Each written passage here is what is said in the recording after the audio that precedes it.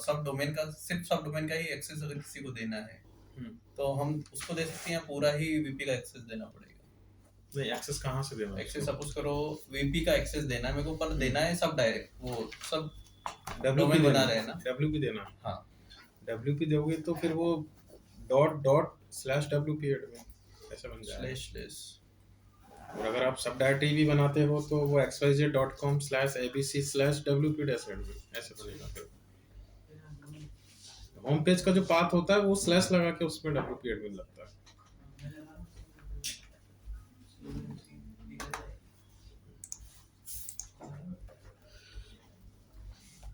क्या देता था मैं?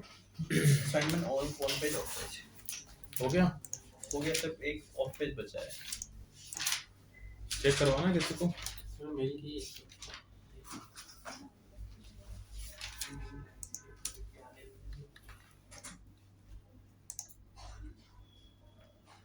सर एक इसमें एक चीज समझ में नहीं आई कि इसमें जो पॉइंट्स दिए थे ना वो नॉर्मली सारे गुड्स कैटेगरी में आ रहे थे, तो अब उसको हाईलाइट ऑफ पेज की बात कर रहे हो? ऑन पेज की बात कर रहा हूँ, जो आपने फ्लाई वाला दिया था ना, हाँ, उनमें अधिकतर गुड कैटेगरी तो में वो आ रहा है। वर्किंग वेबसाइट है ना, उस पर ऑलरेडी काम हो चुका है ऑन पेज का, तो इसलिए आपको दिक्कत नहीं आ रही है। अभी इससे पहले जो मैंने वेबसाइट दी थी आपको वो सब नई वेबसाइट थी, उसको ऑन पेज का काम ही नहीं हुआ था, तो इसलिए उसमें रिपोर्ट्स थोड़ा सा आपकी डाउन आ रही थी।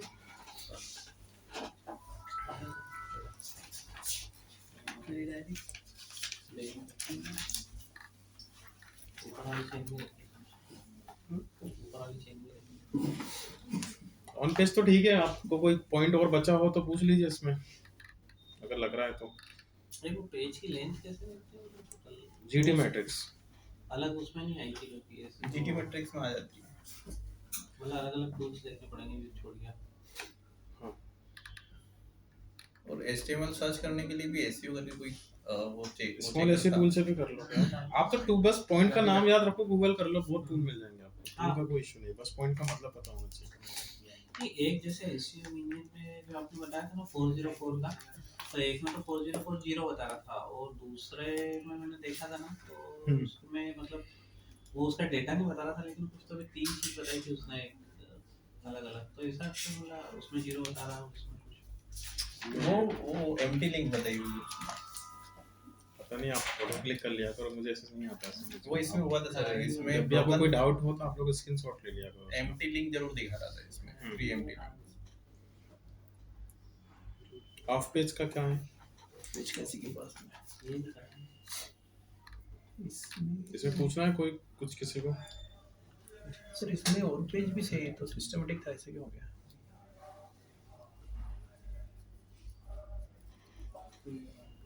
ऑफ पेज एसईओ जो है वो सिर्फ और सिर्फ होम पेज का निकलेगा, क्योंकि वो पूरी वेबसाइट का होता है।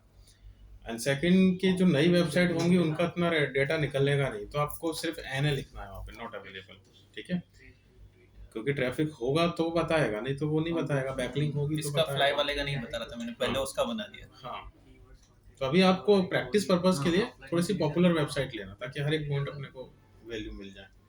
इस वाले पॉइंट्स में सर दो कैटेगरी बता रहा था, एक तो डाउन साइड में जो इसमें दिखा था सिमिलर लेवल में, सिमिलर वेब में, तो उसमें डाउन साइड पे उसकी कॉम्पिटिटर कंपनी आ रही थी और कुछ वो मिडिल में कुछ 5 कंपनीज दे रहा था, तो मैंने क्या किया, पहले डाउन साइड से लिख दिया, अब मेरे को फिर बाद में पता चला तो फिर मैंने इधर उसकी एक दो कंपनी उसमें डिवाइस ओवरलैप है कि जो डिवाइस आपकी वेबसाइट पे आ रहा है वो उस पे भी जा रहा है, और नीचे जो बता रहा है उसमें कंटेंट ओवरलैप बता रहा है कि जो सर्विस आप दे रहे हो वो ये भी दे रहे हैं।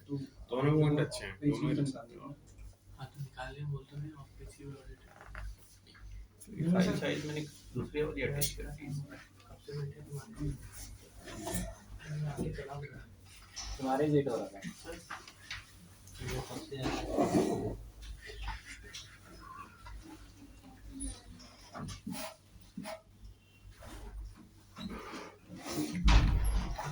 सर ये तो किसी और का देख लो पेज, वो फाइल शायद दूसरी वाली अटैच हो गई इसमें।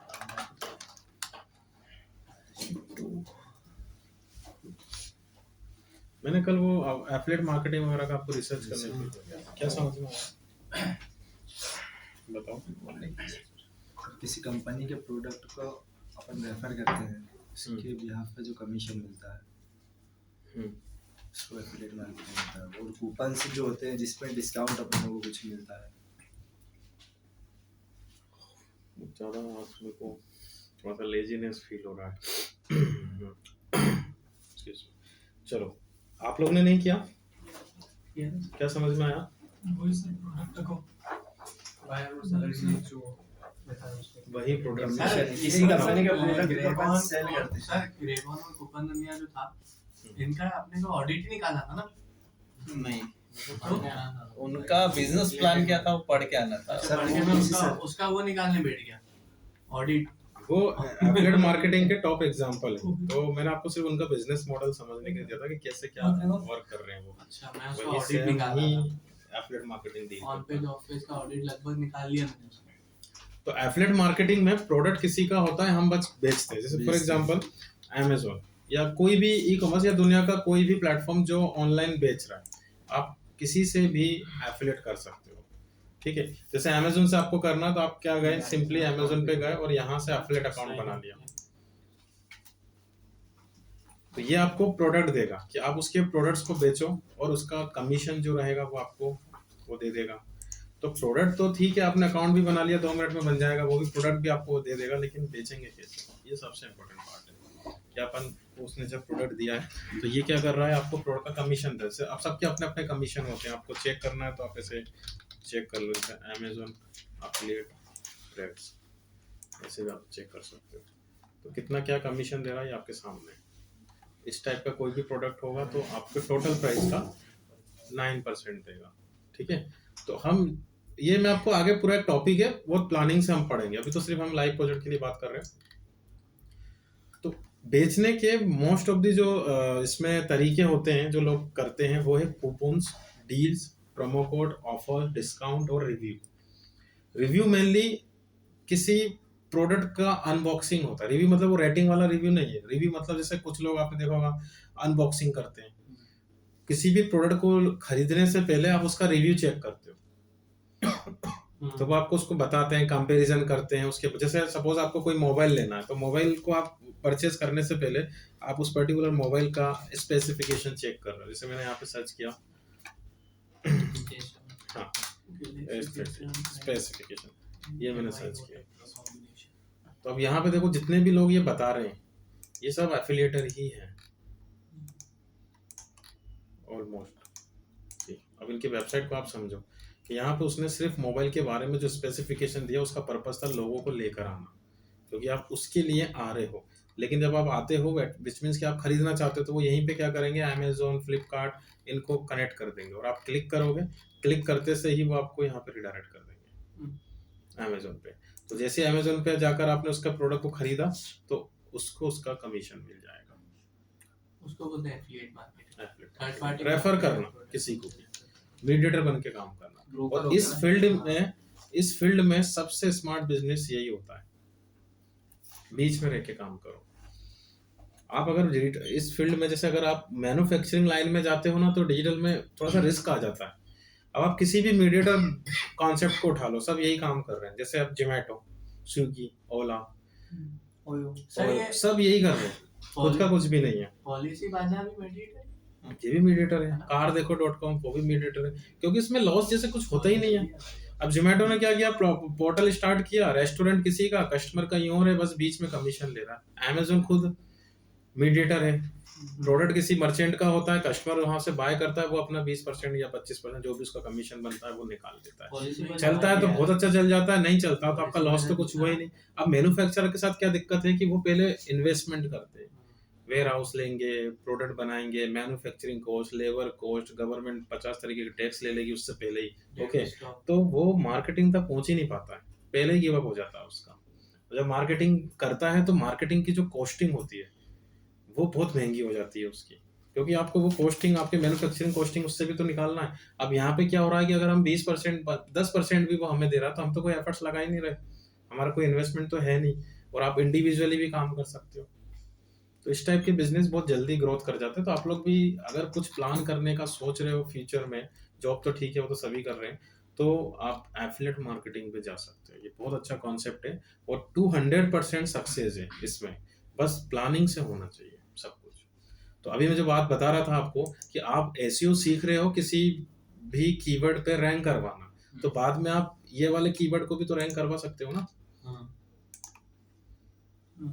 प्रोडक्ट अमेज़न दे ही रहा है आपको, यस सर। स्पेसिफिकेशन आपको बनाना है। तो इस टाइप का ही एक वर्क मैं आप लोगों को दे रहा हूँ, तो वेबसाइट लिख लो। तो आपका जो टॉपिक है मैं पूरा लाइव करवाऊंगा इसको।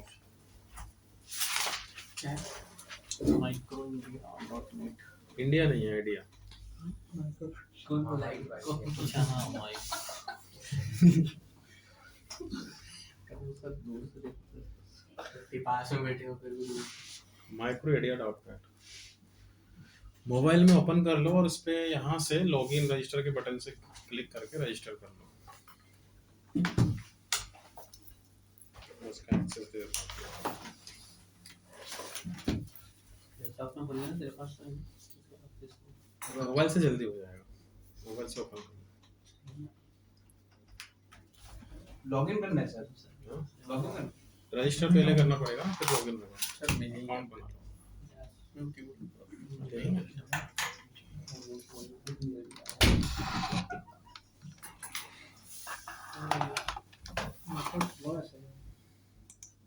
बार-बार नहीं माइक्रो आइडिया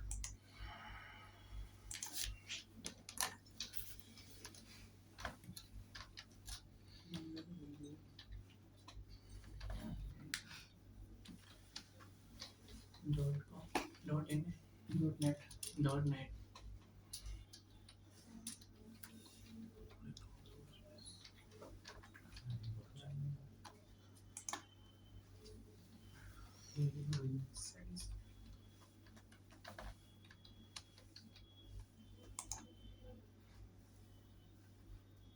ठीक है, बस इतना ही कर।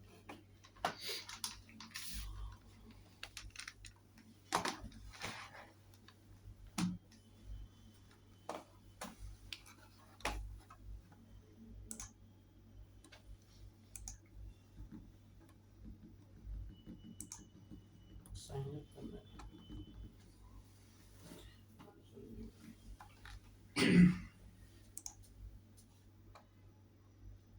सर ये काय की एप्लीकेशन है, काय की कंपनी है ये वही है जो आपको मेडिएटर ही है? हाँ, जैसे आपका कूपन दुनिया और जो है ना वैसे ही सेम कॉन्सेप्ट।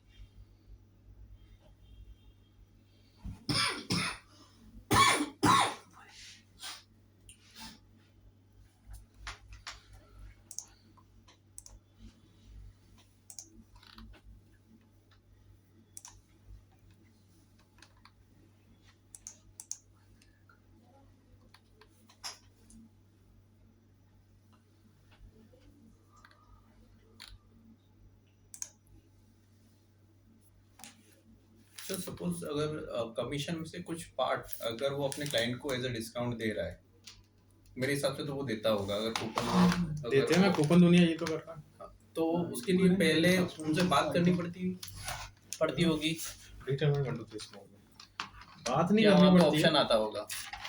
एपीआई लेनी पड़ती है फिर उसके बेसिस पे। मेल आईडी टाइप कीजिए आप, जिससे अकाउंट बना।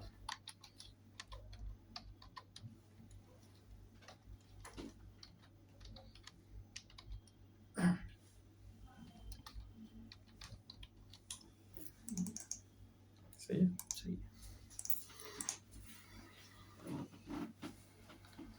नहीं हो रहा। सही सही पासवर्ड सही डालो, सब हो जाएगा। पासवर्ड गलत डाल दो। वाईफाई कनेक्ट हो गया? स्पेस देना है कि किसमें नहीं देना है? पासवर्ड नहीं, स्पेस नहीं है। हो गया ना? गूगल से कर लो नहीं तो आप क्या करो? चलो, और किसका बना? मेरा फोन बंद है, चार्जिंग पे होगा सही है। आपका हो गया? करो मेल आईडी। क्या करना है?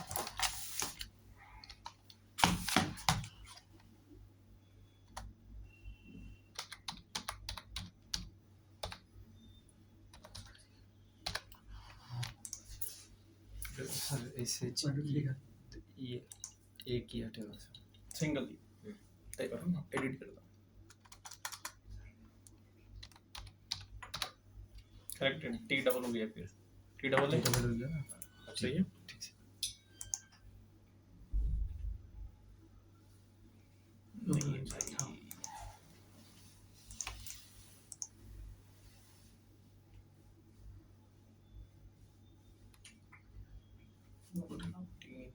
नहीं आया। यूजर नेम टाइप कर दो, एक काम करो।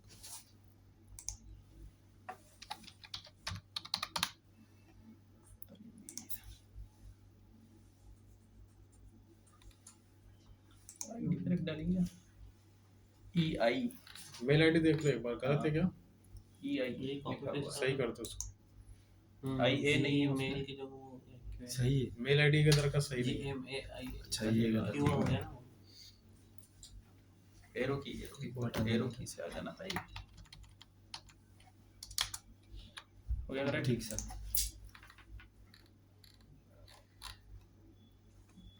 कूपन में अभी सर मैंडेट है सर। पॉलिसी बाजार पे भी अपन साइन अप कर सकते हैं एफिलिएट के लिए। ऑप्शन देखना पड़ेगा, अगर है तो बिल्कुल कर सकते हाँ है उस पे पर वो हैं। ज्यादा नीचे 10% ही देगा। आप तो देखो, अगर किसी का भी देखना है तो उसका ब्रांड का नाम टाइप कर दो गूगल पर, एफिलिएट लिख दो, आ जाएगा। तो डिस्ट्रीब्यूशन से बात है म्यूचुअल फंड की। हाँ वही तो नहीं, बोल वो रहा तो हूँ। डिस्ट्रीब्यूशन वो म्यूचुअल बाजार फंड में में जैसे अपन एक पॉलिसी लगा दी, किसी को डायरेक्ट लेना हो तो वो ले आपका लेगा। बन गया? अकाउंट अकाउंट नहीं बना अभी? अकाउंट तो बना मेल आईडी एप्लीकेशन सर्च करके देख। या यूजर नेम टाइप सर जैसे अमेज़न का देखना है तो क्या बोला amazon.in.com एफिलिएट किस में लिखना है? या तो वो वेबसाइट में देकर रखते हैं ऑप्शन, फुटर हेडर में कहीं भी, या फिर गूगल डायरेक्ट आप उसका नाम और एफिलिएट लिख दो। ऐसे ही डायरेक्ट उसके साथ ही हाँ, वही पेज आ जाएगा। उसके साथ अकाउंट के साथ। नहीं नहीं, डायरेक्ट लिख दो आप, पेज आ जाएगा अपने आप डायरेक्ट उसका।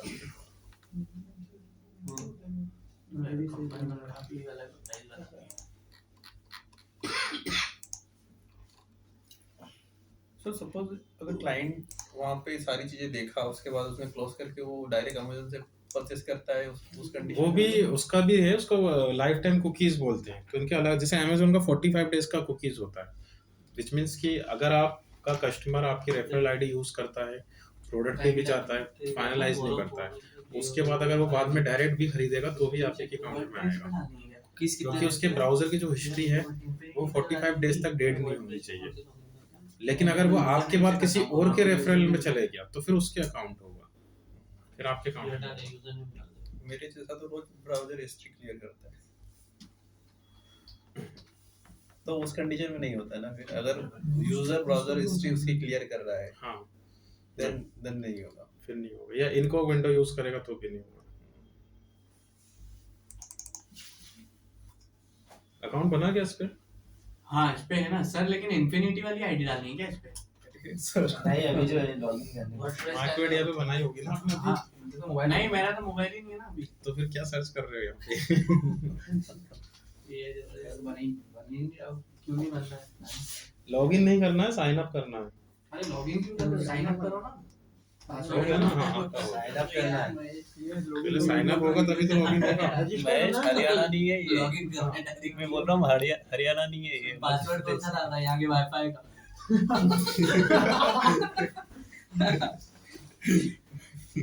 चलो, और किसका बना टाइप करो मेल आईडी। पहले साइन अप होता तभी तो लॉगिन करोगे आप लोग, डायरेक्ट लॉगिन कैसे होगा?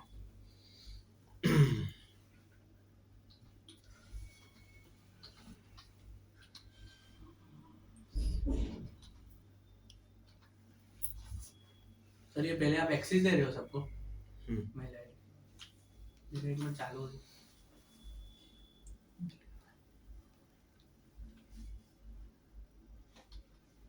हो गया मेरा। कैसे देते हैं? विंडोज में देते हैं। 8 न्यू कितना बना और यूजर 8 न्यू हो गया वर्डप्रेस में एक्सेस देने का यहाँ से होता है ऑप्शन यूजर्स। और आपको फ्रंट एंड से लेना है तो फ्रंट एंड से भी ले सकते हो, अच्छा कोडिंग बट उसको हाँ फिर कोडिंग के थ्रू करना पड़ेगा पूरा। हां मेरा पासवर्ड मैं खाली बैठ में देख के डालना हूं। सर कैटेगरी को कस्टमाइज कर सकते हैं क्या इसमें? हाँ, मैं वो जब access कोडिंग वाला में एक्सेस बनाया तो कोडिंग से बहुत इजी पड़ता है ना। हम्म, कोडिंग के लिए प्रैक्टिस अच्छे है तो उसको बहुत इजी पड़ जाता है। क्या ये नहीं, ऐसा कुछ भी नहीं, ये इजी है।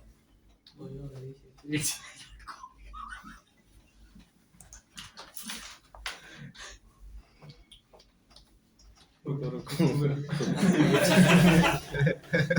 ऐसे करो आपने यूजर नेम टाइप gmail.com भैया तुम्हें होगा जल्दी ना हाँ बहुत जल्दी बोला था ये अरे हाथ नहीं मिला रहा हूँ कीबोर्ड देख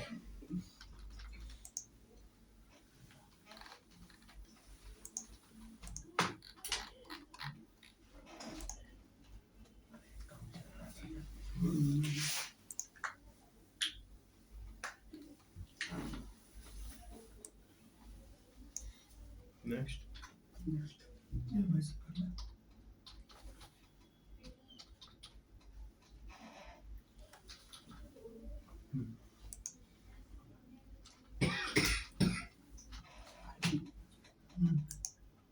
मेल आईडी सही है मेरा आईडी सही है मेरा माही द्विवेदी हाँ ठीक है ना हार कहाँ है इसमें आर तो दिख ही नहीं रहा है देख लो एक बार वो फाइंड नहीं कर रहा है इसलिए आर था कि नहीं था द्विवेदी में कहाँ आ रहा है डी नहीं है। डी के बाद डब्ल्यू है ना डी ई वी आई है DWIVED है हाँ सही है 433 था क्या हाँ वो भी सही है अच्छा हुआ आपने बता दिया अब क्या करूँ क्या हुआ हो गया यूजर नेम डाल सही है बता सर ईमेल आईडी सही है तो तुम्हारा इस पे बना कि नहीं हाँ बन गया ना उसमें सक्सेसफुल बता मैं तेरा बना नहीं इसमें ठीक से देख यूजर नेम टाइप कर दो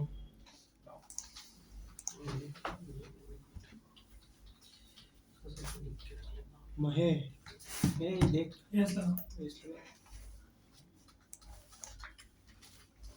तो वो नाम गलत लिख दिया तो देखता भी नहीं है तो दिया क्यों कर रहा है हाँ तो है तुम्हारे महेश कल से इधर बैठना है यार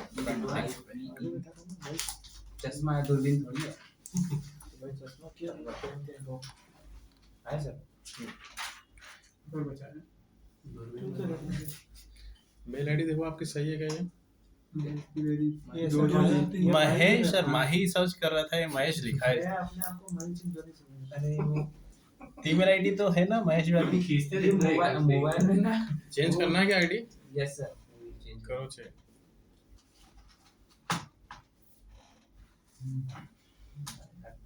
अरे हिला मत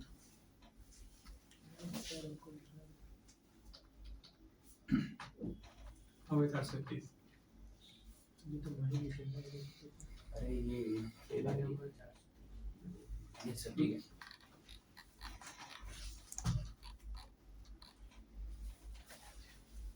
आधा घंटा इवेंट डालने में हो जाएगा तेरे साथ भी हुआ है तो @ कौन खाता है यूजर नेम टाइप कर दो अभी इधर ने वेट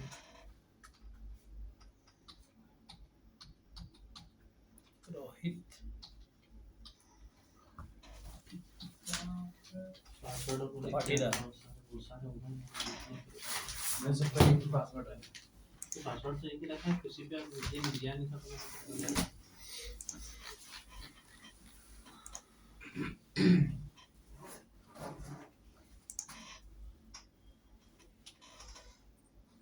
और कोई बस बस मेरा ऐसे मैं आखिरी में करवा दूंगा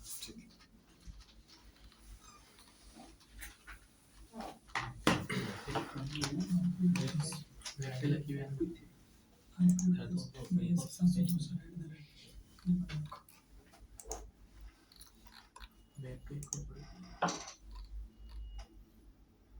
आप लोग URL लिख ही लिए हो /wp admin करके अपने अपने यूजर आईडी पासवर्ड से लॉगिन कर लेना है ना और ये आपको दिख जाएगा फिर एक्सेस दे दिया मैंने आपको देखो ब्लॉग पोस्ट में जाना है तो पहले हम लोग बिल्कुल बेसिक से स्टार्ट करेंगे आर्टिकल राइटिंग से फिर उसके बाद कैटलॉग और उसके बाद स्टोर एवरीथिंग जितना भी पॉसिबिलिटी होती है एफिलिएट मार्केटिंग की वो आपको मैं करवाऊंगा तो ब्लॉग पोस्ट में आपको रिव्यू वाला जो कॉन्सेप्ट है उस पर काम करना रिव्यू मतलब किसी प्रोडक्ट के लिए रिव्यू करना तो अभी आपको सिर्फ एक ओवरव्यू लेना है स्टार्ट नहीं करना कंटेंट राइटिंग जब मैं बोलूँ तब से स्टार्ट करना है तो ब्लॉग पोस्ट में गए यहाँ से ऑल आइटम्स में जाना और एक कीवर्ड सर्च करना है यहाँ पे इप्सॉन प्रिंटर इस पे एक आर्टिकल लिखा हुआ है वो आपके लिए रेफरेंस रहेगा उसके अकॉर्डिंग आपको मतलब उस टाइप का एक आर्टिकल आपको पब्लिश करना है ब्लॉग पोस्ट के अंदर ऑल आइटम में क्लिक करके एप्सॉन प्रिंटर सर्च करना।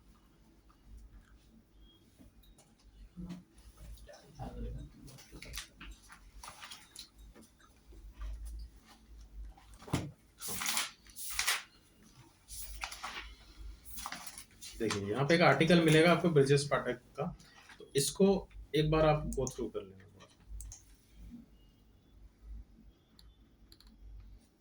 इस लेवल का कंटेंट पब्लिश करना आपको। अब ये क्या रिव्यू पे है कॉन्सेप्ट कि आपका जो टाइटल है वो क्या है, Epson printers in India, top 10 Epson printer India. तो टॉप 10 प्रोडक्ट के बारे में उसने बताया और रिव्यू किया है अमेजोन के लिए। तो यूजर क्लिक करेगा यहाँ पे, ये देखिए। और क्लिक करने के बाद ये टेबल ऑफ कंटेंट कैसे बनता है, जैसे डायरेक्ट जंपिंग करवाना हो किसी को। कैटलॉग का भी मैं आपको बताऊंगा कि आपको कैटलॉग फॉर्म करना है तो उसको कैसे फॉर्म करेंगे, जैसे अभी इसमें तो नहीं है। इसमें अपन देख सकते हैं यहाँ पे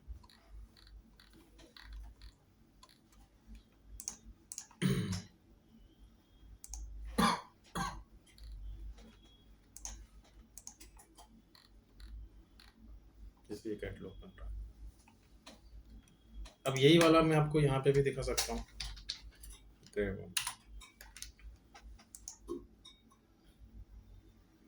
ये भी रिव्यूज पे डील कर रहे हैं। टॉप 10, टॉप 15 जो भी, जैसे अगर मैंने यहाँ पे ये लिया,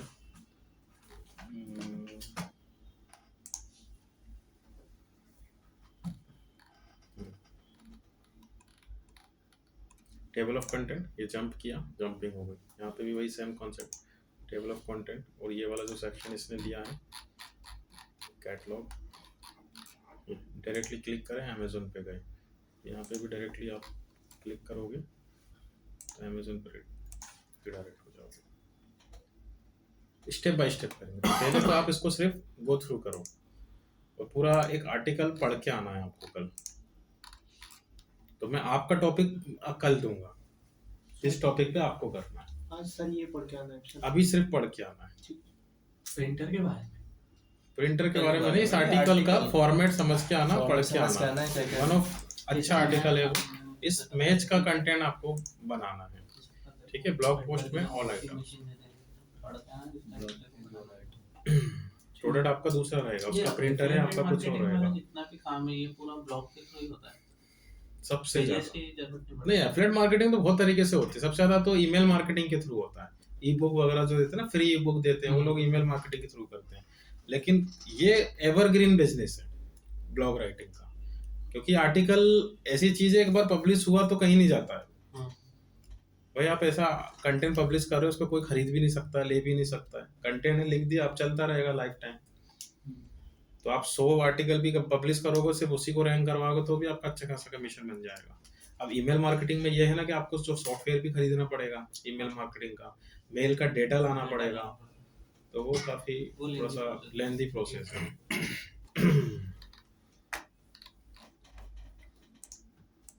तो अब आप पूरा जो मैंने आपको स्टेप बाय स्टेप बताया था, प्रोडक्ट रिसर्च और ये सब, वो अपन करेंगे। तो कल तो सिर्फ आप एक थोड़ा सा रिसर्च करके आना इसके ऊपर। चलिए नेक्स्ट टॉपिक लिखिए।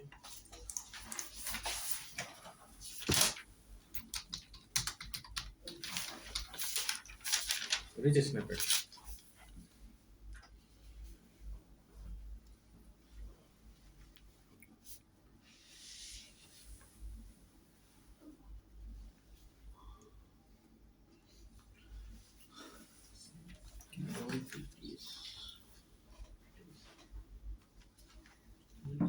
स्निपेट्स क्या होते हैं वो मैंने आपको बताया था। ये जो रिजल्ट होता है उसको बोलते हैं। अब अपन रिच स्निपेट्स के लिए बात करेंगे। एक सिंगल लाइन में इसको डिफाइन करें, CTR booster. CTR, click through rate booster, जो इम्प्रेशन के कंपैरिजन में आपके क्लिक्स के रेशो को बढ़ाता है। CTR booster.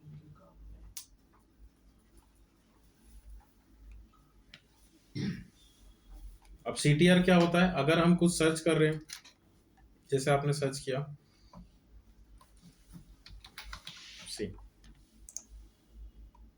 कितने रिजल्ट आते हैं? 10। अब 10 में से आप किसी एक पे क्लिक करोगे, लेकिन इम्प्रेशन तो इनको भी मिलेगा। तो आपको कंटिन्यूस इंप्रेशन मिल रहा है बट कोई क्लिक नहीं कर रहा है तो भी अपने को फायदा नहीं है। रीजन क्योंकि क्लिक करके ही वेबसाइट पे जाता है वो। तो क्लिक का रेशो बढ़ाना है अपने को, CTR बढ़ानी है उसकी, रिच स्निपेट्स। और हम यहाँ पे अपने रिजल्ट को इस तरीके से डेकोर करेंगे। तो उसके कुछ एग्जांपल लिखो पहले। नॉलेज बॉक्स,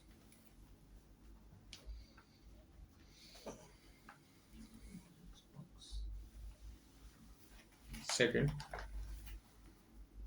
नैप, कैप्स में लिखना NAP, capital N capital A capital P, nap. इसका फुल फॉर्म है name address phone number.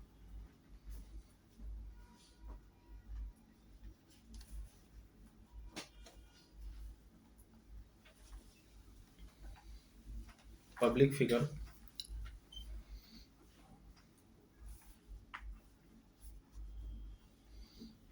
Site links, website search bar,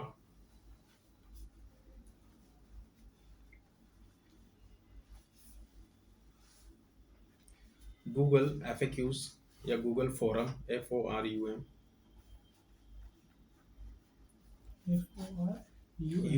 Google forum या Google FAQs।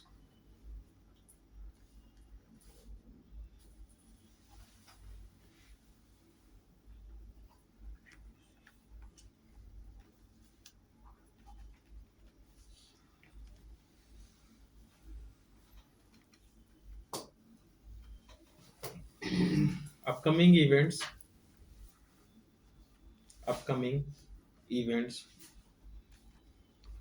Upcoming movies,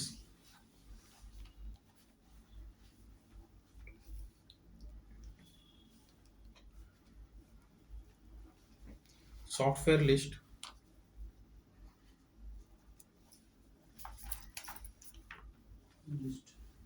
food recipe,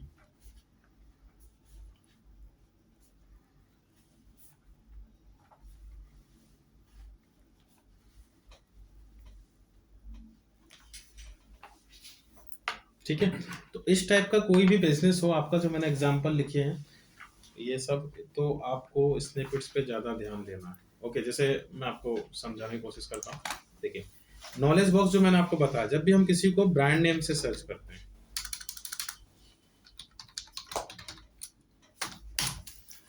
ये जो side में आता है इसको नॉलेज बॉक्स बोलते हैं। ये आपको बनाना पड़ सकता है ना। अब इसी का ऑल्टरनेट अगर हम देखें तो नैप होता है, name address and phone number. अगर मैं किसी भी लोकल बिजनेस को सर्च करता हूँ उसके नाम से, जैसे इंदौर का मैंने फंड और सर्च किया, तो अब या तो आपको नॉलेज बॉक्स बनाना है या आपको नैप बनाना है, दोनों में से कोई एक बनाना है। तो अगर आपका फिजिकल विजिट वाला बिजनेस नहीं है तो आपको नॉलेज बॉक्स बनाना है। जैसे फ्लिपकार्ट ग्लोबल बिजनेस है, पैन इंडिया बिजनेस है ना, और कोई फिजिकल विजिट भी नहीं। अगर आपको फिजिकल विजिट वाला बिजनेस है तो फिर आपको नैप बनाना है। तो नैप तो गूगल मैप से बनेगा, तो ये तो अपने आप ही आ जाएगा। नॉलेज बॉक्स अपन बना सकते हैं।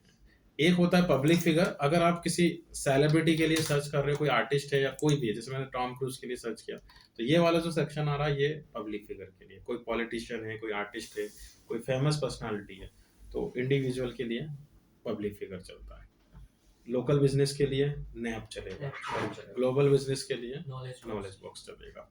एक मैंने आपको बताया साइट लिंक, जब हम किसी को भी नाम से सर्च करते हैं तो उसकी वेबसाइट आती है। तो ये तो URL हो गया, ये टाइटल, ये मेटा डिस्क्रिप्शन। नीचे जो हाईलाइटेड आपको दिख रहे हैं वेब पेजेस, ये साइट लिंक्स होता है। अभी ये गूगल खुद अपने आप भी बना देता है या आप भी बना सकते हो। तो देखो वो क्या कर रहा है, उसकी जो मेन कैटेगरीज है जिसको ज्यादा एक्सप्लोर किया जा रहा है, तो आप लोगों की कैटेगरीज जो होती हैं वो साइट लिंक में कन्वर्ट हो जाती है। जैसे माई विश लिस्ट, उस पर लोग ज्यादा क्लिक कर रहे हैं तो उसने उसको साइट लिंक में कन्वर्ट, और ये टाइम टू टाइम चेंज भी करता रहता है गूगल। एक मैंने बताया आपको वेबसाइट सर्च बार, यहाँ पे देखो सर्च बार दिख रहा है। अब जो प्रोडक्ट मैं यहाँ सर्च करूंगा, मैंने जैसे मोबाइल्स के लिए सर्च किया, और वही आप डायरेक्ट यहाँ से भी सर्च कर सकते हो। सर ये तो ई-कॉमर्स वेबसाइट में ज्यादा होगा ना? डिपेंड करता है आपकी वेबसाइट कैसी है। जिसमें डेटा बहुत ज्यादा होता है तो उसमें सर्च बार की नीड ज्यादा पड़ती है। एक मैंने आपको बताया रिव्यूज एंड रेटिंग, लिखा है क्या ये? रिव्यूज एंड रेटिंग लिख लो, रिव्यूज एंड रेटिंग्स।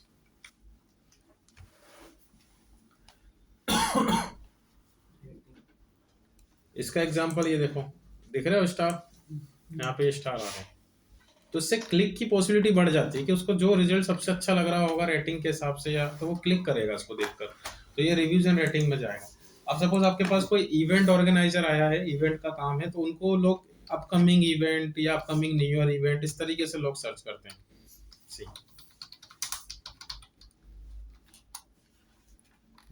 अब वेबसाइट तो यहाँ से स्टार्ट हुआ है, अब गूगल उनको लिए अलग से एक सेक्शन बना के देता है। अब आप समझ गए, हम यहाँ मेहनत कर रहे हैं, मार्केट यहीं से निकल गया। तो आपको वो बनाना आना चाहिए, एक अपकमिंग मूवीज या अपकमिंग एपिसोड्स या अपकमिंग वेब सीरीज, जो भी है, इस टाइप का कोई क्लाइंट आए, ये वाला सेक्शन देखिए, वेबसाइट आप यहाँ से चला है, आपको उस पर वर्क करना है, तो ये भी स्निपेट्स का पार्ट है।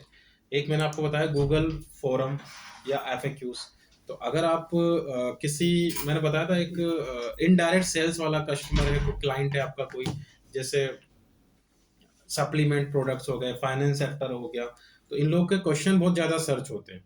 जैसे मैंने यहाँ पे सर्च किया डायबिटीज ट्रीटमेंट, तो ये वाला जो सेक्शन आ रहा है आपका, इस पे हम पहले भी बात कर चुके हैं, है ना। तो ये गूगल का फोरम होता है एफएक्यूज। अगर आपका कोई सॉफ्टवेयर से रिलेटेड क्लाइंट है तो कस्टमर उसको इस तरीके से सर्च करता है, देखिए सॉफ्टवेयर लिस्ट, तो यहाँ पे गूगल उनके लिए अलग से एक लिस्ट बनाता है। सी, ये भी स्निपेट का पार्ट है।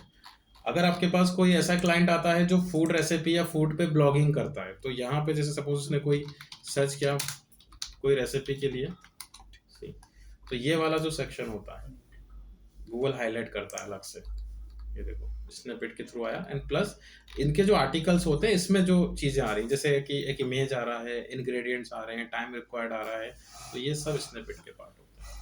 तो इसमें से लिस्ट में से जो बिजनेस मैंने आपको बताया, आपको बिजनेस टू बिजनेस वेरी करेगा, तो आप ये बना सकते हो। ओके, अब इसको बनाने के टूल्स लिख लो।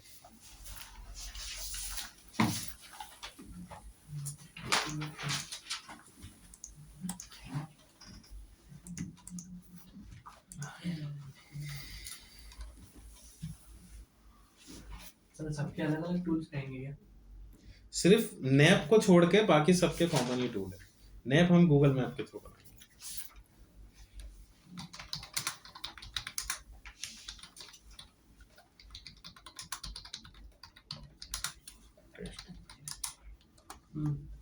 Physical business Google data structure testing tool.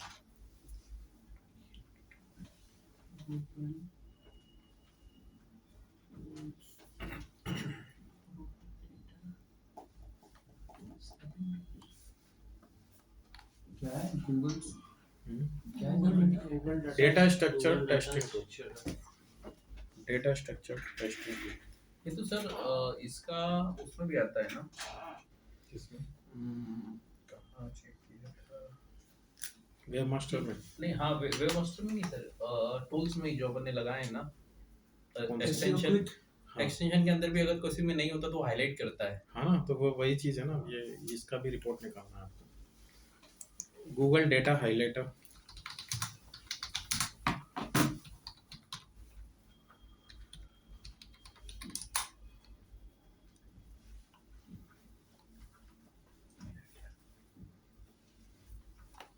Next schema dot word,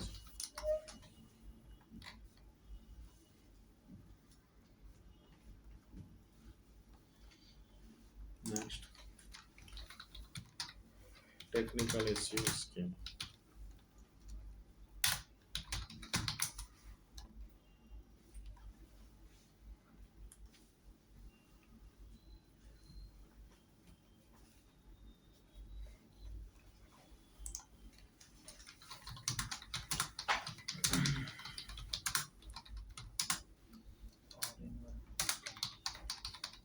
ये प्लगइन का नाम है। अगर आप वर्डप्रेस पे काम कर रहे हैं तो आपको बस ये यूज करना है। प्लगइन का नाम है, एज इट इज लिख लो, ऑल इन वन स्कैमर, जिसमें तो ब्रैकेट में लिख देना वर्डप्रेस प्लगइन।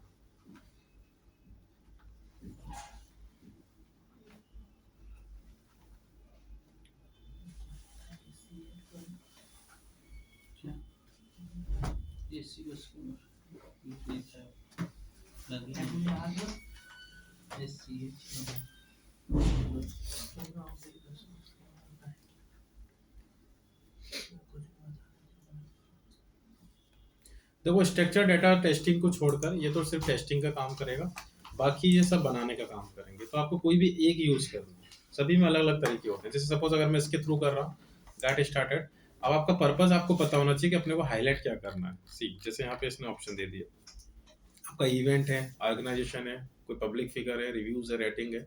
सपोज मेरा ऑर्गेनाइजेशन है तो मैंने इस पर क्लिक किया, तो बने हुए मार्कअप कोड ये आपको देंगे।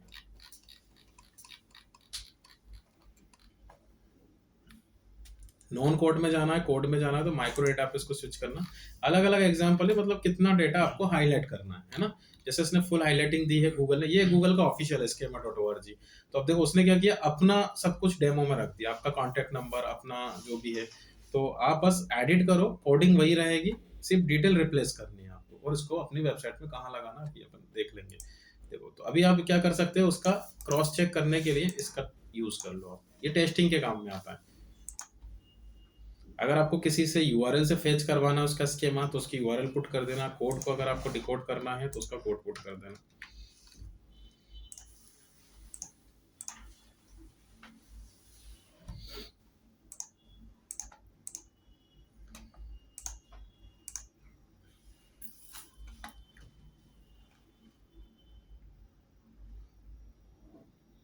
देखो यहाँ पे इसकी वैल्यू है, आप एक बार इस पर क्लिक करें तो आपको डिटेल आ जाएगी। ये कॉमन रहेगा सभी के लिए, इधर की वैल्यू आपको रिप्लेस करना है। जैसे इसका ऑफिस है पेरिस, हमें इंडिया करना है इसको, तो यहाँ से आप पूरा एडिट कर दो इसको, यहाँ से भी कर सकते हो।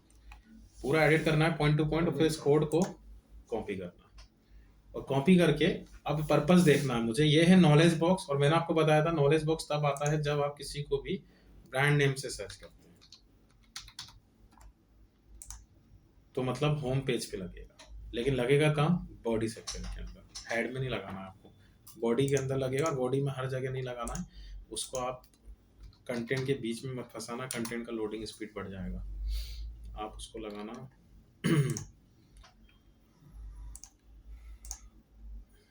जहाँ से आपकी बॉडी क्लोज हो रही हो।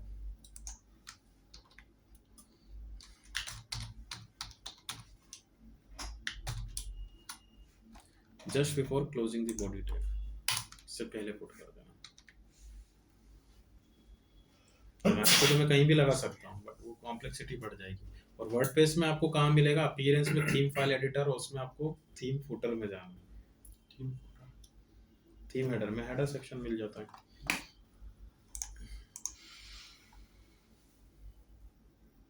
अब इसको अगर और सिंप्लीफाई करें तो आप, ये टूल भी अच्छा है।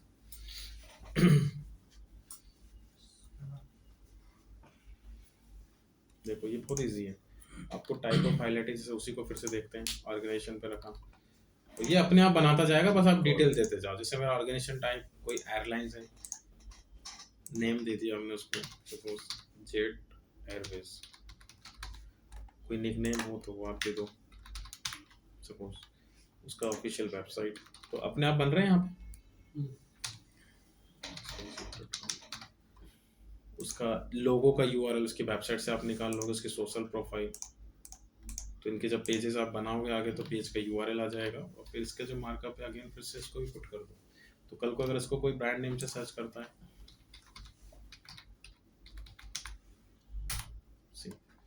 आ गया लोगो, वेबसाइट का URL, this one this one this one. कुछ चीजें अगर हम नहीं भी बनाते हैं, जैसे सेलिब्रिटी है, अब इनका कोई नहीं बनाता तो गूगल अपने आप बनाता है, ये भी ध्यान रखना। बना रहे हो आप, लेकिन दिखाने की गारंटी नहीं होगी यहाँ पे। तो ये आपकी गाइडलाइंस में जाती हैं सभी चीजें। तो अगर आप बहुत ज्यादा सर्च होने लग जाओगे ब्रांड नेम से डायरेक्टली, तो गूगल खुद से ही बना देगा। जैसे वो ये मान के चल रहा है कि इसके बारे में विकीपीडिया से जेन्युइन इन्फॉर्मेशन है, तो उसने वहां से थोड़ा पार्ट अपने आप लिया है। अगर ये स्टॉक मार्केट में लिस्टेड है आईपीओ वगैरह में, तो वो उसने डिटेल निकाल ली वहां से। तो ये अपने आप बना रहा है कुछ चीजें। इवन आप अपना खुद का भी बना सकते हो। तो एक गूगल का वो चलता है, गूगल मेरा नाम क्या है, व्हाट माय नेम इज, वो करके आप सर्च करना, आप अपनी प्रोफाइल ही बना। तो आपके बारे में कोई सर्च करेगा तो आपके घर का एड्रेस, आपके बारे में सब कुछ आ जाएगा। ठीक है, अगर लगता है तो।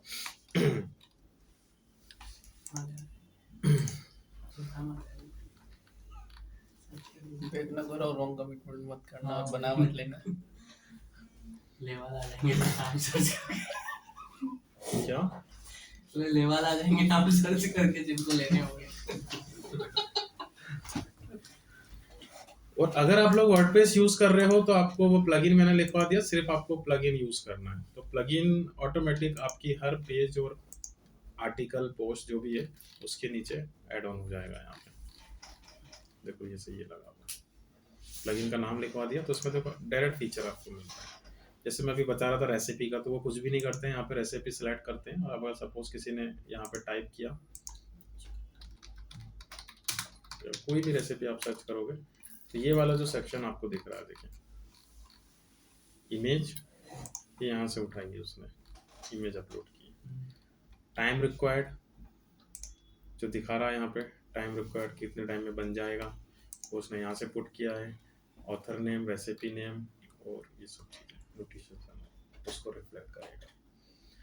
कुछ लोग तो फेक भी बना सकते हैं इसको। क्या इसमें सपोज करो अपन ने पोस्ट कर चुके हैं तो दोबारा ये कंटेंट डालना पड़ेगा। वो मैं बता रहा हूँ अभी उसके लिए भी। देखो आइटम रिव्यू आप खुद से रिव्यू कर दो,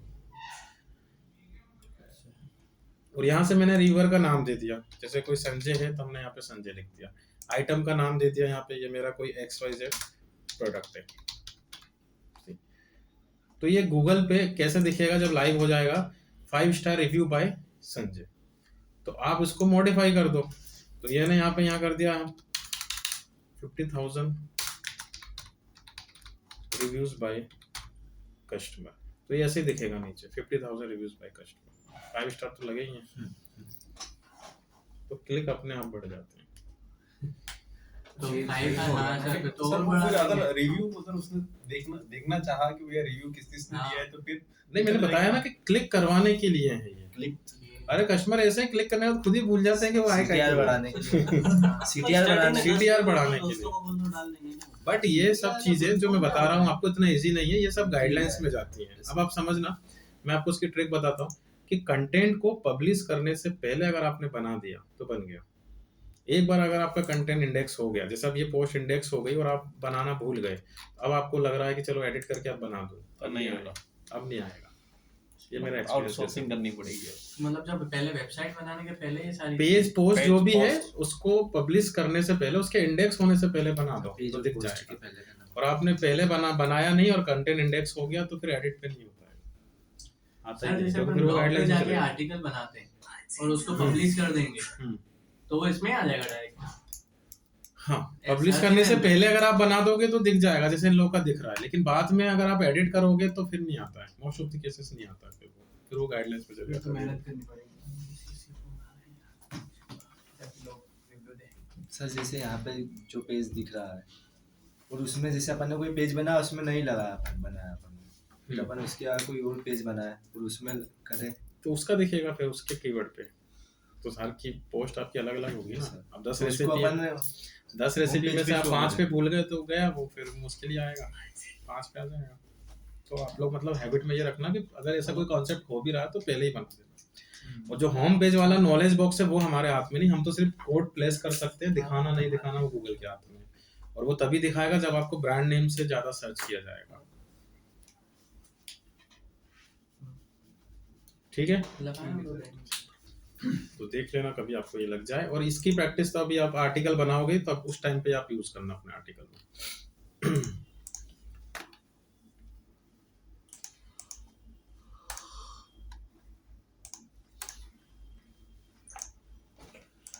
चलो लिखो next topic, SEM, search engine marketing. अब कुछ टॉपिक हमारे SEO के लाइव प्रोजेक्ट आप करोगे तब मैं बताऊंगा, कुछ क्वेश्चंस के थ्रू बताऊंगा, और अप टू डेट कैसे रहना है वो सब भी हम क्लियर करेंगे आगे। तो अब आप लोग असाइनमेंट पे लग जाओ। Search engine marketing SEM।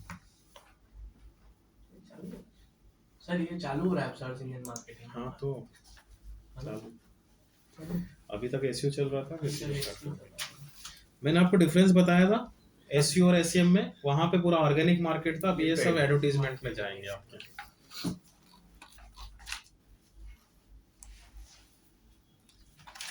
देखो जैसे ये चल रहा है एडवर्टाइजमेंट यहाँ पे,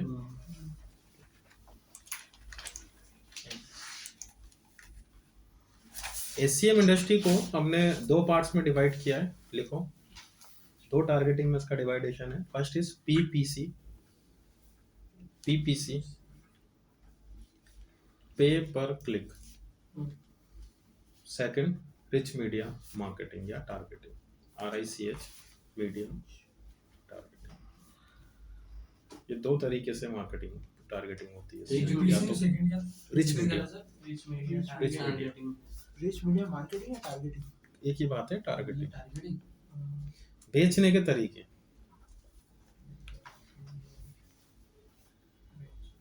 जैसे ऑफलाइन में होता है door to door client area, तो वो उनके टर्मिनोलॉजी ऐसे यहाँ पे चलता है। राजवाड़ा वाला। हाँ, तो पीपीसी में अगर आप लोग काम कर रहे हो, अगर कोई टारगेटिंग या सेल्स पे काम कर रहे हो, तो ध्यान रखना इसमें ये आपसे सिर्फ और सिर्फ क्लिक का चार्ज लेंगे। तो यहाँ पे एक प्राइमरी बिड बनती है CPC, उसके आगे लिखना CPC, उसके आगे या जहाँ पे जो भी कर रहे हो आप CPC होता है cost per click. CPC PPC में CPC। हाँ, PPC टारगेटिंग में ये आपसे सिर्फ और सिर्फ क्लिक का चार्ज करते हैं, तो वहाँ पे आप लिख लीजिए कॉस्ट पर क्लिक। ये सोर्स है इनकम के ना सर सारे।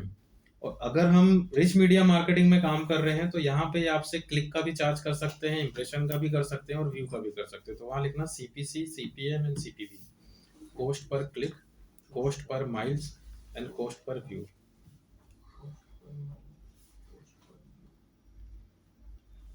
Post per mile, post per view, post per click. 1 mile is equal to 1000 advertisement impression. 1 mile 1000 advertisement impression के बराबर होता है।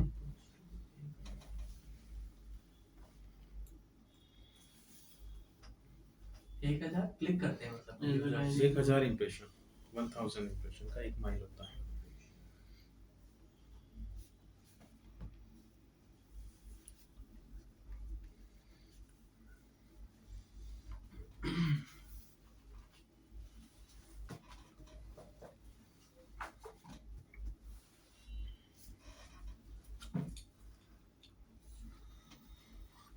हो गया।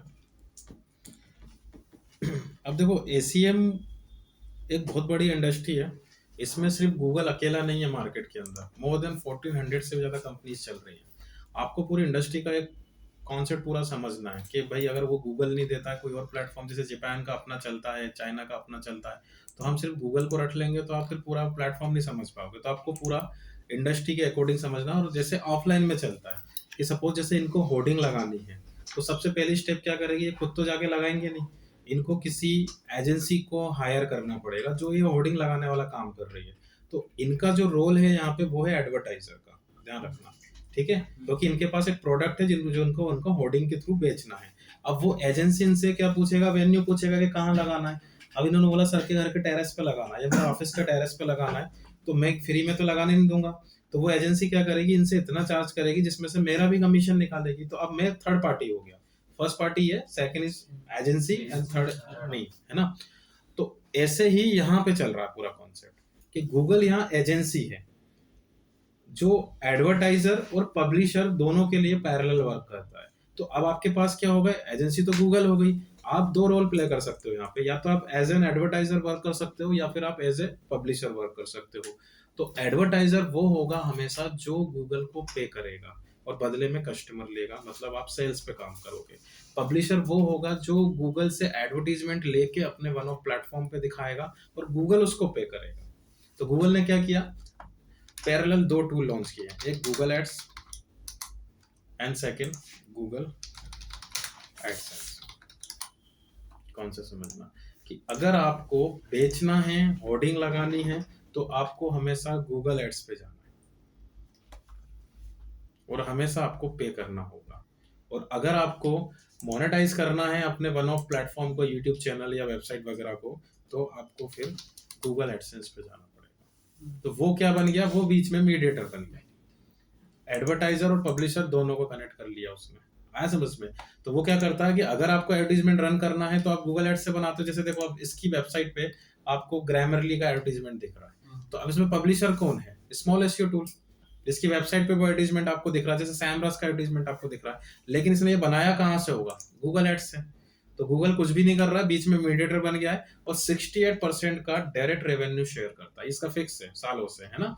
68%, मतलब अगर आप क्लिक का पे कर रहे हो और एक क्लिक का गूगल को 100 रुपीज दे रहे हो, लेकिन क्लिक किसके प्लेटफॉर्म से आया? इसके प्लेटफॉर्म से, तो वो इसको 68 रुपीज देगा और 32 रुपीज खुद रखेगा। इसको कुछ नहीं देगा। इसको क्या मिलेंगे? इसको कस्टमर मिलेंगे। तो तीनों विन विन सिचुएशन में काम कर रहे हैं। इसको कस्टमर मिल गए भाई, इसकी इंस्टॉलेशन हो जाएगी, इसको 68 रुपीज मिल गया और गूगल को 32% मिल गया। तो ऐसे चल रहा है पूरा मार्केट। तो आपके पास 2 रोल हो गए, तो आप चाहो तो ऐसे लिख लो। सबसे पहले एडवर्टाइजर, बीच में mediator and third is publisher.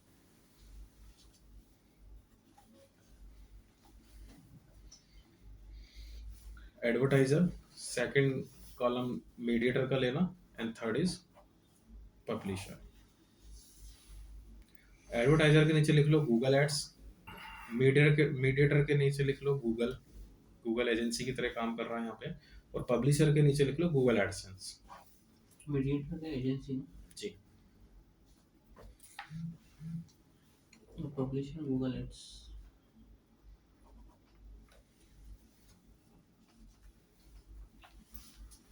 तो रटने जैसा कोई काम ही नहीं है। या तो आप एडवर्टाइजर होंगे या पब्लिशर होंगे। पब्लिशर होंगे तो आपको मिलेगा, और एडवर्टाइजर होंगे तो आपको देना है, बदले में कस्टमर मिलेगा। और इन लोग जो एजेंसी ऑपरेट कर रहे होते हैं, तो अब जैसे ये सिर्फ एक गूगल है जिसने आपको 2 टूल दे दिए। ओके, ऐसे ही 1400 से भी ज्यादा एजेंसीज काम करी पूरे वर्ल्ड वाइड। ओके, अब जैसे सपोज आपने बोला नहीं गूगल से नहीं करना है, बिंग से करना है, यूके का मार्केट है, तो अब आपको बिंग का जो एडवर्टाइजर प्लेटफॉर्म है वो है बिंग एड्स। देखो अब इसने अपना बना दिया माइक्रोसॉफ्ट ने, बिंग एड्स। बट आपने बोला कि नहीं मुझे एडवर्टाइजमेंट नहीं करना, मुझे पब्लिशर बनना है, बिंग से एडवर्टाइजमेंट लेना है और अर्निंग करनी है, तो फिर इसने अपना प्लेटफॉर्म बना दिया media.net। ये इसका पब्लिशर प्लेटफॉर्म है media.net। तो जो एडवर्टाइजर यहाँ से बनाते हैं उनको वो यहाँ पे प्लेटफॉर्म दे रहा है। 1 सेकंड, media.net, देखो ये इसका पब्लिशर प्लेटफॉर्म। अब आपने बोला नहीं फेसबुक से मुझे करना है, तो फेसबुक का जो एडवर्टाइजर प्लेटफॉर्म है वो है फेसबुक एड्स मैनेजर। ठीक है, ये इसका एडवर्टाइजमेंट प्लेटफॉर्म है। बट आपने बोला मुझे अर्निंग करना है, तो फिर इसका चलता है फेसबुक ऑडियंस नेटवर्क। तो क्या फर्क पड़ता है? सबके अपने अपने चल रहे हैं, टारगेटिंग तो सेम ही रहेगी। स्पॉटिफाई पे आप जाते हो तो वो भी पब्लिशर और एडवर्टाइजमेंट दोनों देता है। गाना.com, पॉडकास्टिंग, सबके अपने अपने चल रहे हैं। बस आपको कॉन्सेप्ट समझना है कैसे अपन इस पे वर्क करें। सर एक बार ये वाला बता दो ना, पब्लिशर वाला मेरे को समझ नहीं आया। पब्लिशर वो होगा जो अपना फ्री स्पेस देगा। भाई अभी आप ब्लॉगिंग कर रहे हो तो आपके पास क्या आ रहा है? फ्री ट्रैफिक आ रहा है। जैसे अब ये खाना बनाना सिखा रही है तो इसके पास फ्री ट्रैफिक आ रहा है, राइट? अब फ्री ट्रैफिक आएगा तो अब आप उसको कैसे करोगे, मोनेटाइजेशन कैसे करोगे? तो आपको गूगल एडसेंस पे जाना है सिंपली, और वहां पे अपनी वेबसाइट दे देना और गूगल आपको एडवर्टीजमेंट दे देगा। और जब आपकी वेबसाइट पे वो एडवर्टीजमेंट रन होंगे तो वो पर क्लिक और पर इंप्रेशन का आपको पे करेगा, जैसे इसकी वेबसाइट पे चल रहा है। लेकिन इस पे कैसे पे करेगा वो डिपेंड करता है कि इसने कैसे पे किया, जिसका एडवर्टीजमेंट यहाँ पे चल रहा है। अब मुझे नहीं पता कि इसने क्लिक का पे किया या इंप्रेशन का पे किया। अगर इसने गूगल को क्लिक का दिया होगा तो क्लिक का 68%, अगर गूगल को इसने इंप्रेशन का दिया होगा तो फिर क्लिक का कुछ नहीं मिल रहा होगा, इसको इंप्रेशन का मिलेगा। तो गूगल तो कुछ कर ही नहीं रहा, इधर से ले रहा है इधर दे रहा है, खत्म बात। बीच में मीडिएटर बन रहा है, सब यही कर रहे हैं। वो इंप्रेशन का देते हैं तो ये इंप्रेशन का दे देते हैं, वो क्लिक का देते हैं तो ये क्लिक का दे देते हैं। और यहाँ पे अगर आप एडवर्टीजमेंट रन करते हो तो आपके जो एडवर्टीजमेंट है वो 3 ही टाइप के बन सकते हैं। कि या तो कोई क्लाइंट आपसे कॉन्टेक्चुअल एडवर्टीजमेंट बनवाएगा जिसको सिर्फ टेक्स्ट ही टेक्स्ट दिख रहा है, आपको दिख रहा है, आप टेक्स्ट ओनली, ना तो इमेज है ना वीडियो है। या वो आपसे इमेज की फॉर्म में एडवर्टीजमेंट बनवाएगा, जैसे ये इमेज वाला है। या वो आपसे वीडियो की फॉर्म में एडवर्टीजमेंट बनवाएगा, जो यूट्यूब पे चलते हैं, स्किपेबल, नॉन स्किपेबल। अब वो बिजनेस टू बिजनेस वेरी करता है। लोकल का जो मार्केट होता है वो ब्रांड अवेयरनेस पे इतना डील नहीं करता, तो उन लोग मेनली आपसे कॉन्टेक्चुअल पे काम करवाएंगे। और जितने भी ऐसे बिजनेसेस हैं जो ब्रांड अवेयरनेस पे डील करते हैं कि जैसे आप ये पहले से नहीं पता होता है किसी को भी, तो वो या तो इमेज, और जो आपके आउटरीच मार्केट होता है जो वीडियो से ज्यादा चलता है वो वीडियो पे ज्यादा काम करवाएंगे आपको। तो आप लोग ध्यान रखना कि अगर कॉन्टेक्चुअल मार्केटिंग पे आप लोग डील करोगे तो मेनली आपको सीपीसी पे काम करना है। अगर आप इमेज वाले पे काम करते हो तो मेनली आपका सीपीसी और सीपीएम वर्क करता है। और अगर आप वीडियो वाला एडवर्टाइजमेंट पे काम करते हो तो सीपीएम और सीपीवी वर्क करता है, वहाँ क्लिक नहीं होते। लिख लो, 3 टाइप के एडवर्टाइजमेंट आपको बनाने पड़ सकते हैं किसी भी प्लेटफॉर्म पे। या तो कॉन्टेक्चुअल फॉर्मेट में, इसको हम बोलते हैं टेक्स्ट एडवर्टाइजमेंट, जिसमें ओनली टेक्स्ट होंगे, या इमेज फॉर्मेट में जिसको हम बोलते हैं डिस्प्ले बैनर, या थर्ड वीडियो फॉर्मेट में डिस्प्ले बैनर, या ब्रैकेट में इमेज लिख लेना, जिसमें हम इमेज को प्रमोट करेंगे। तो सर टेक्स्ट एडवर्टाइजमेंट किस पे अपने को करना है, सीपीसी पे? हाँ वो लिख लो, पहले 3 लिख लिया, अब उसके आगे लिख लो कि अगर कॉन्टेक्चुअल है तो सीपीसी बिड आपको मेनली काम करना है। वीडियोस इमेज है तो सीपीसी और सीपीएम मिलेगा, यहाँ व्यू नहीं होता है। सीपीसी इमेज में लिखो सीपीसी सीपीएम, और अगर वीडियो है तो सीपीएम एंड सीपीवी, यहाँ पे सीपीसी नहीं होता है।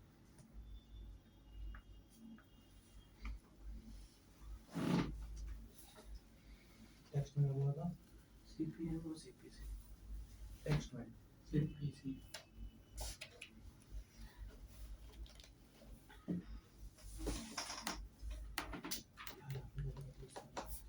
इमेज का, इमेज डिस्प्ले, उसके नीचे वीडियो वाले पे भी सेम डिस्प्ले पे।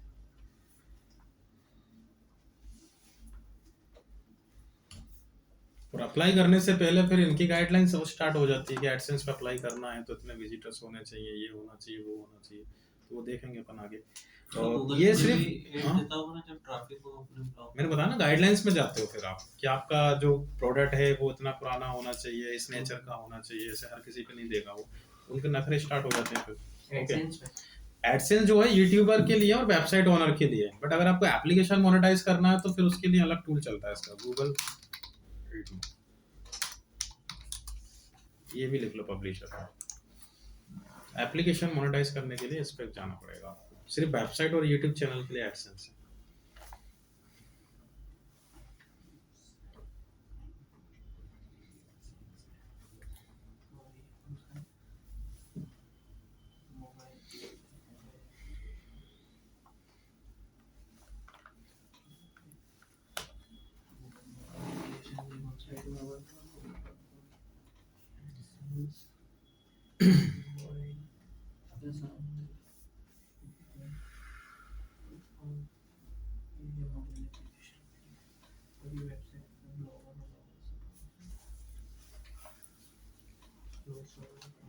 हो गया? अरे क्या डाउट? मोबाइल है सर, मॉव, मोबाइल ही है, मॉव कर दिया उसने उसको। एमओबी ना, हम्म। वही तो लिखा। हाँ वही ये इनको लिखने हैं। तो जैसे गूगल एडसेंस से वैसे मल्टीपल्स भी होंगे, हम्म। गूगल एडसेंस से वैसे मल्टीपल्स भी होंगे। ये जो बहुत application सारे, है, बहुत सारे। application पे भी advertise ना 1000-1200 से भी ज्यादा कंपनीज, बट किंग यही है गूगल। किंग वो इसलिए है क्योंकि सारे एडवर्टाइजर तो वो खुद ही रख के बैठा हुआ है, बाकी जो कचरा बचता है वो दूसरों के पास मिल जाता है। बट ऐसा नहीं है, इंडस्ट्री के हिसाब से भी आप इसको समझो कि जैसे सपोज सॉफ्टवेयर इंडस्ट्री है, या अडल्ट इंडस्ट्री हो गई, या आप गैमलिंग मान लो, अब फेसबुक और गूगल इनको सपोर्ट नहीं करते हैं तो इनके अपने चलते हैं। फिर पॉलिसी हाँ। पॉलिसी सबसे ज्यादा एडवर्टीजमेंट में अगर कोई इन्वेस्ट करता है तो वो पॉर्न इंडस्ट्री करती है, सीरियसली। मतलब पूरा रेवेन्यू एडवर्टीजमेंट का 70% तो उनके हाथ में। और ऐसे ऐसे एडवर्टीजमेंट आपको मिलेंगे, जैसे मेरे पास क्लाइंट है, उनका सेक्सुअल प्रोडक्ट है, बहुत अच्छा पे आउट करते हैं वो, ओके, और ये लीगल है प्रोसेस, क्योंकि आप सिर्फ एडवर्टीजमेंट कर रहे हो, आप उसको प्रमोट नहीं कर रहे हो। तो इनको जो रिस्पॉन्स मिलेगा वो कहाँ से मिलेगा, वो उनको पूरा पॉर्न इंडस्ट्री से मिलता है। उनकी वेबसाइट पर जो एडवर्टीजमेंट चलते हैं, उनकी जो बिड जाती है, बिड यही रहती है, सीपीसी, सीपीएम, सीपीवी, ओके, तो उनके अलग प्लेटफॉर्म चलते हैं। ऑलमोस्ट 70% मार्केट एडवर्टीजमेंट का उन्होंने कैप्चर करके रखा हुआ है। कौन सी कंपनी होता है सर उसमें देखो ना, अरे बहुत सारे हैं सेक्सुअल प्रोडक्ट जो बेचते हैं, तो नहीं, कंपनी कौन सी बता रहा है, कौन सी कंपनी? बहुत सारे हैं। जैसे अब इसमें जिसपे मैंने रन किया है, काफी सारे प्लेटफॉर्म है, जैसे जूसी है, ये पूरा अडल्ट एंड नॉन अडल्ट दोनों इंडस्ट्री को करता है। दादाजी क्या हुआ?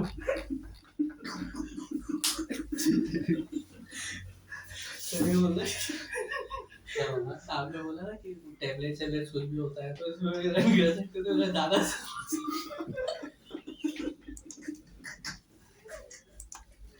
आपके बेस में गर्ल्स नहीं थी इसलिए मैंने बता दिया, मैं बता करूँगी। नहीं, लेकिन आप सही बोल रहे हो। मेरा एक फ्रेंड नॉलेज होना था, चाहिए ना। क्या सर? बहुत ज़्यादा ऐड आती है। मेरा एक फ्रेंड था, उसने कंपनी खुद की सीख ली टैबलेट्स की, और उसका तो रेवेन्यू मैंने बताया ना, तो बहुत शानदार प्रोडक्ट हो पे गया था। डिपेंड करता है कि आप बेच क्या रहे हो। जैसे अब ये जो प्रोडक्ट है, सेक्सुअल प्रोडक्ट जो है इन्हांसमेंट के, इनका प्रमोशन आप गूगल और फेसबुक पे नहीं कर सकते। तो अब आपने क्या पढ़ा, आपको तो सिर्फ गूगल ही आता है। तो आपके पास कोई कभी मान के चलिए भूले भटके कोई क्लाइंट आ गया, मैं कम से कम 7 से 8 क्लाइंट पे काम कर चुका हूँ उस टाइप के, तो वो लोग पे आउट बहुत अच्छा करते हैं। जितना आप गूगल एड से कर रहे हो उसका 10 गुना ज्यादा पे आउट करेंगे। रीजन उनके प्रोडक्ट का मार्जिन बहुत ज्यादा है। 100 रुपए की डिबिया वो 5-5 हजार रुपए में बेच देते हैं, तो आपको एक लीड का ही 1000 रुपए पे कर देंगे वो। मतलब आप जितना एक साल में यहाँ से कमाओगे ना, उतना एक महीने में वहां से निकाल लोगे। सर ये ग्लोबल आता होगा ना सबसे ज्यादा, ग्लोबली ही रहता है वो पूरा। इंडियन में तो शायद हाँ। कोई क्रेज नहीं होगा इस चीज का। तो अब आपको ये पता होना चाहिए कि उसका ऑल्टरनेट क्या है। या फिर गैम्बलिंग बिजनेस हो गया, जैसे फैंटेसी जितने भी ऐप चलते हैं, पेटीएम वगैरह जो क्रिकेट खिलाते हैं, ड्रीम 11 टाइप के, इनको गूगल और फेसबुक सपोर्ट नहीं करते हैं, तो आपको उसका ऑल्टरनेट पता होना चाहिए। मेडिसिन हो गई, हेल्थ डिपार्टमेंट, तो कहीं ना कहीं रिस्ट्रिक्शन की भी बात आती है। तो जैसे सपोज गैम्बलिंग के लिए चलता है सी दिस वन, ये टॉप किंग माना जाता है गैम्बलिंग के लिए। काफी अच्छे एडवर्टाइजमेंट फॉर्मेट है इसके पास, क्रिएटिव्स भी बहुत अच्छे हैं। मनी मेकिंग या गैम्बलिंग पे आप काम कर रहे हो तो ये उसका ऑल्टरनेट हो गया। सट्टा मटका ये सब इसमें ही आता है। वो तो हाँ। वेबसाइट हाँ, तो है तो गैम्बलिंग बिजनेस ना वो भी। हाँ, कर सकते हो प्रमोट। कसिनो और ये सब आते हैं ना, ये सब के एडवर्टाइजमेंट इन्हीं से चलते हैं।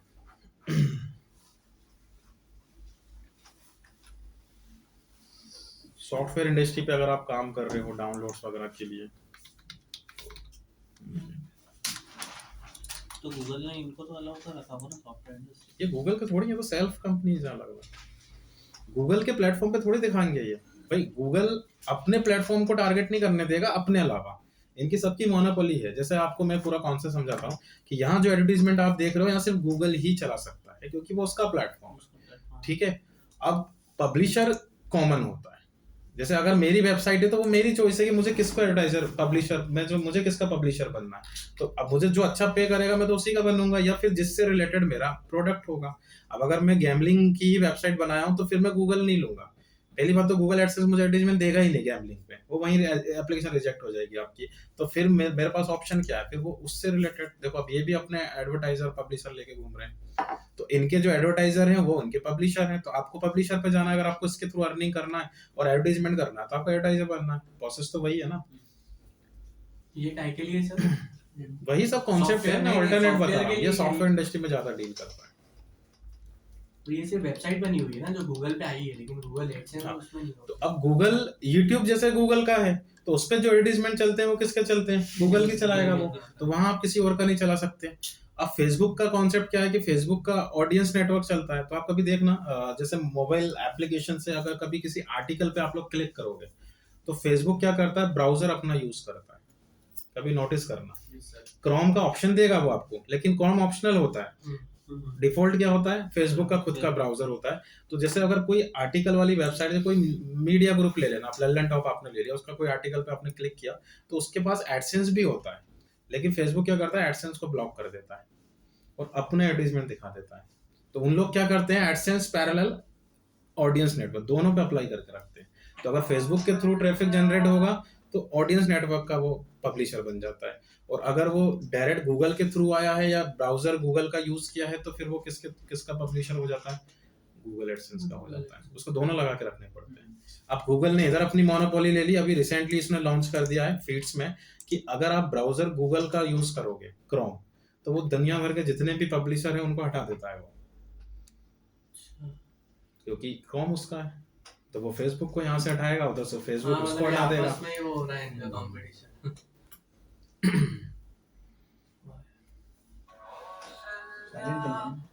ठीक है, फिर इसको थोड़ा सा गो थ्रू करना, कल और अच्छे से देखेंगे। सर ये इसमें आपने जो लॉगिन करने का बोला था, कैसे करना है? वहीं से वही होम यूआरएल के बाद /wp admin लगा के अपना यूजर आईडी पासवर्ड डाल देना जो अभी आपने बनाया सॉफ्टवेयर का एक बार बताओ क्या नाम था सॉफ्टवेयर वाले के ऐड केस। एड केस ये मेरा एक्चुअली कोर डिपार्टमेंट था, इस इंडस्ट्री में मैंने काम किया सबसे ज्यादा। मैंने 700 से ज्यादा कंपनीज के लिए रिव्यू किया है इसके अंदर। इसमें सॉफ्टवेयर के सर आप कौन सी कंपनी में थे वैसे अली एक्सप्रेस, इंदौर में ही है? सिंगापुर। सिंगापुर में जॉब करी आप छोड़ दी मैंने 6 महीने 7 महीने। एक्सपीरियंस सही है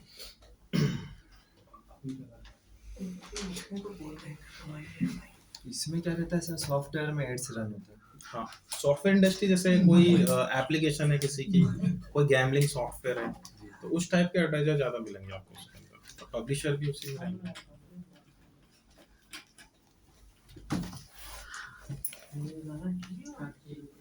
विशाल और ये